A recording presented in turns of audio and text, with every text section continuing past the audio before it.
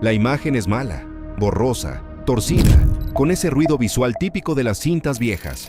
No hay música, no hay edición, no hay dramatismo artificial. Solo una cámara encendida en un lugar desconocido. En el centro del plano aparecen dos niños pequeños, llorando, confundidos, mirando fuera de cuadro como si buscaran a alguien que no está. No saben dónde están, no saben quién los está grabando y no entienden por qué nadie responde cuando llaman a su mamá y a su papá. Ese video no estaba pensado para el público. No era propaganda ni advertencia mediática. Era un mensaje privado, directo, quirúrgico. Un mensaje dirigido a un solo hombre, Héctor Luis Palma Salazar, el Güero Palma. Pero lo que muchos no entienden es que ese VHS no solo destruyó la vida de Palma. Ese video marcó un antes y un después en la forma de hacer la guerra narco en México.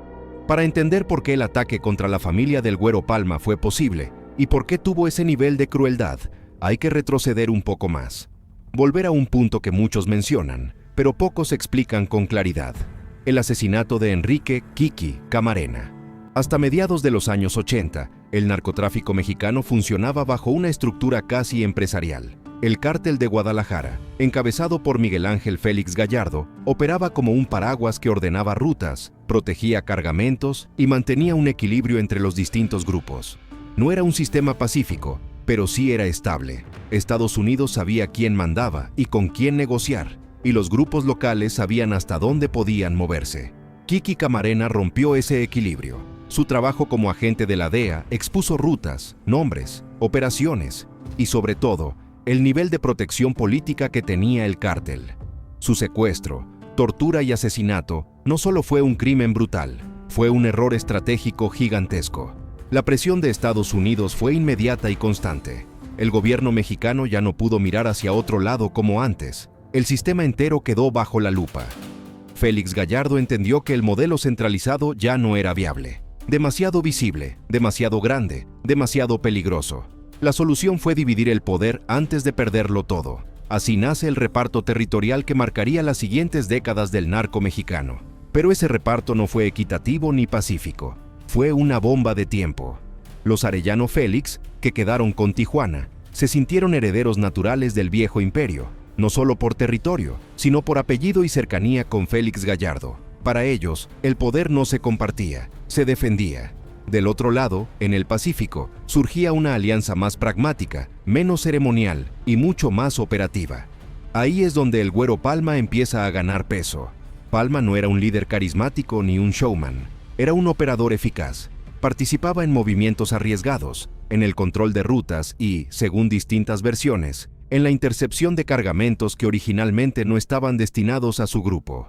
Uno de esos movimientos, el decomiso o apropiación de una carga importante vinculada al viejo entramado, fue leído por los Arellano Félix no como una jugada de guerra, sino como una humillación. En el narco, robar cargamento es grave. Pero robarle al grupo equivocado, en el momento equivocado y sin pedir permiso, es una declaración de guerra. Para los Arellano Félix, Palma no solo estaba creciendo, estaba cruzando una línea simbólica. Estaba actuando como si no les debiera nada, como si no reconociera jerarquías. Ese resentimiento no explotó de inmediato. Se acumuló, se planificó. Y cuando llegó el momento de responder, no eligieron una balacera ni un enfrentamiento directo. Eligieron algo mucho más efectivo y duradero, un golpe que desarmara psicológicamente a su enemigo y, al mismo tiempo, enviara un mensaje al resto del mapa criminal. Ese mensaje fue claro: el viejo orden había terminado. Ya no existían herencias sagradas, ni reglas inviolables, ni zonas intocables. Si alguien se atrevía a desafiar a los Arellano Félix, la respuesta no iba a ser proporcional, iba a ser ejemplar. Y esa decisión, tomada en el contexto posterior al caso Camarena y a la fragmentación del poder, fue la chispa que terminó de incendiar todo. Hasta ese momento, incluso dentro del narcotráfico, existían reglas. No reglas morales, sino reglas funcionales. Límites que no se cruzaban porque cruzarlos significaba desatar algo imposible de controlar. Una de esas reglas era clara y se repetía como un mantra no escrito: a la familia no se la toca. No porque hubiera compasión, sino porque atacar familias generaba venganzas interminables, escaladas de violencia sin freno y una exposición que ponía en riesgo el negocio entero. Durante décadas, ese código se respetó más de lo que muchos creen. Había ejecuciones, traiciones, ajustes de cuentas brutales, pero el núcleo familiar quedaba fuera del conflicto directo.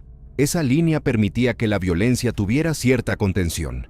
Permitía que el miedo fuera selectivo. Permitía, en definitiva, que el sistema siguiera funcionando. Pero ese equilibrio era frágil y empezó a romperse cuando el poder central del narcotráfico mexicano se fragmentó. A finales de los años 80, el viejo esquema del Cártel de Guadalajara ya no era sostenible. El asesinato del agente de la DEA, Kiki Camarena, cambió las reglas del juego. La presión de Estados Unidos se volvió constante, la tolerancia política disminuyó y el control absoluto de una sola figura dejó de ser viable. Miguel Ángel Félix Gallardo entendió que el imperio no podía sostenerse unido y tomó una decisión que cambiaría el mapa criminal del país: repartir territorios. Ese reparto no fue solo geográfico, fue simbólico. Marcó el nacimiento de nuevos poderes, nuevos egos y nuevas rivalidades. Tijuana quedó en manos de los Arellano Félix, Juárez pasó a Amado Carrillo y el Pacífico quedó bajo el control de una alianza que con el tiempo se volvería legendaria: Joaquín El Chapo Guzmán, Ismael El Mayo Zambada y el Güero Palma. Ese nuevo escenario generó algo inevitable: competencia real. Ya no había un jefe incuestionable. Había bloques de poder que crecían, se expandían y chocaban entre sí. En ese contexto, Palma se consolidó como un operador clave. No era el más carismático ni el más mediático, pero era eficaz, frío y confiable para los suyos. Su crecimiento fue rápido y, sobre todo, visible. Y cuando el crecimiento es visible, el resentimiento aparece. Los Arellano Félix no eran solo un cártel poderoso, eran una familia obsesionada con el control y el prestigio. Defendían territorio, apellido y reputación con la misma violencia. Para ellos, cualquier señal de desafío no era solo un problema de negocio, era una afrenta personal. En ese clima de tensión creciente, ocurrió un hecho que terminó de sellar el conflicto. Un cargamento confiscado, una operación intervenida, una humillación silenciosa que tocó el orgullo equivocado. En el mundo del narco, muchas traiciones se toleran. Lo que no se tolera es quedar expuesto como débil. Ahí es donde entra la decisión que lo cambió todo. Los Arellano Félix no eligieron matar al Güero Palma. Eligieron algo peor. Eligieron demostrar que podían llegar a donde nadie llegaba. Eligieron atacar el último límite. El plan no fue improvisado ni impulsivo. Fue frío, calculado y profundamente estratégico. No buscaron un sicario impulsivo. Buscaron a alguien capaz de manipular, infiltrar y destruir desde adentro. Rafael Clavel Moreno, conocido como el Buen Mozo, cumplía con ese perfil. Inteligente, paciente, meticuloso. No era un ejecutor común, era un instrumento psicológico. Clavel se acercó al entorno familiar de Palma con tiempo y método. Detectó una vulnerabilidad que rara vez se menciona: la soledad emocional de quienes viven rodeados de lujo, miedo y desconfianza. La esposa de Palma no vivía una vida normal. Vivía aislada, vigilada, atrapada en un mundo donde la seguridad reemplaza a la libertad. Clavel explotó eso. Primero ganó confianza, después afecto, después control. El golpe fue doble. No solo se llevó a la esposa y a los hijos, se llevó dinero, información y sobre todo, estabilidad.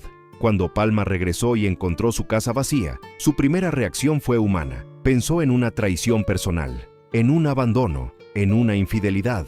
Todavía no entendía que estaba en medio de una operación de guerra diseñada para quebrarlo. La siguiente etapa del plan fue aún más brutal. Una caja metálica refrigerada llegó hasta él. Dentro estaba la cabeza de su esposa. No había amenazas escritas, no había comunicados. El mensaje era implícito y devastador. Palma pasó días sin saber si sus hijos seguían con vida. Esa incertidumbre no era un error del plan, era parte del castigo. Y entonces llegó el VHS. Ese video fue la culminación de la estrategia. No mostraba violencia inmediata, mostraba espera, miedo, anticipación. Los niños vivos eran el arma, el puente fue el cierre. La muerte no necesitó explicación. El mensaje era claro: no hay reglas, no hay refugio, no hay retorno. Ese momento no solo destruyó psicológicamente al Güero Palma, destruyó el pacto. Y cuando un pacto se rompe sin consecuencias inmediatas, otros aprenden. La reacción de Palma no fue pública ni explosiva. No hubo comunicados, no hubo amenazas grabadas, no hubo exhibición inmediata. Hubo silencio.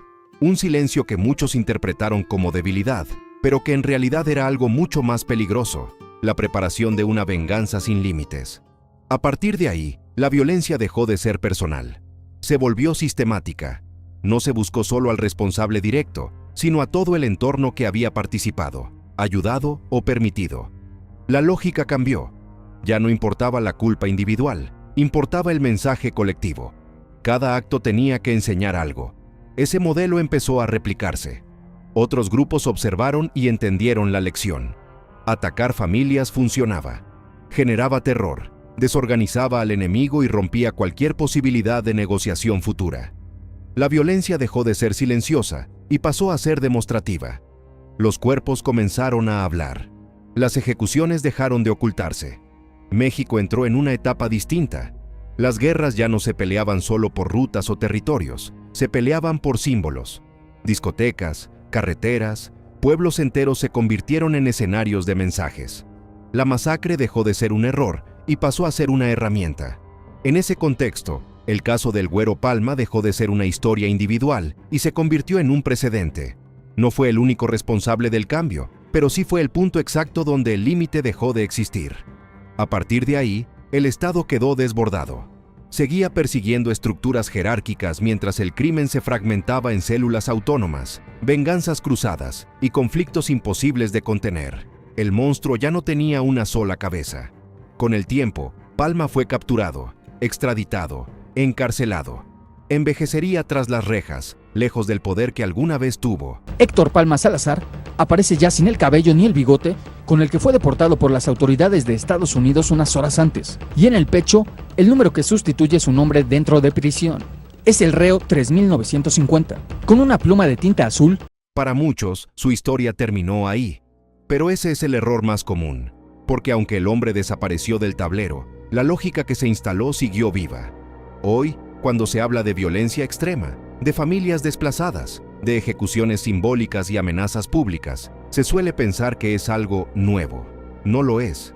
Es la consecuencia de una regla rota hace décadas, de una guerra que dejó de tener límites. Por eso, cuando se menciona una posible liberación del Güero Palma, el miedo no tiene que ver con su poder real. Tiene que ver con lo que representa. No es temor a un capo viejo, es temor a recordar cómo empezó todo. Porque cuando una guerra pierde sus reglas, no se puede volver atrás, solo se puede heredar. Y México todavía vive bajo esa herencia. Ese VHS terminó hace muchos años, la pantalla quedó negra, pero el mensaje sigue reproduciéndose, una y otra vez, en cada nuevo acto de violencia sin límite. Porque el día que se rompió el pacto, no empezó una venganza, empezó una era.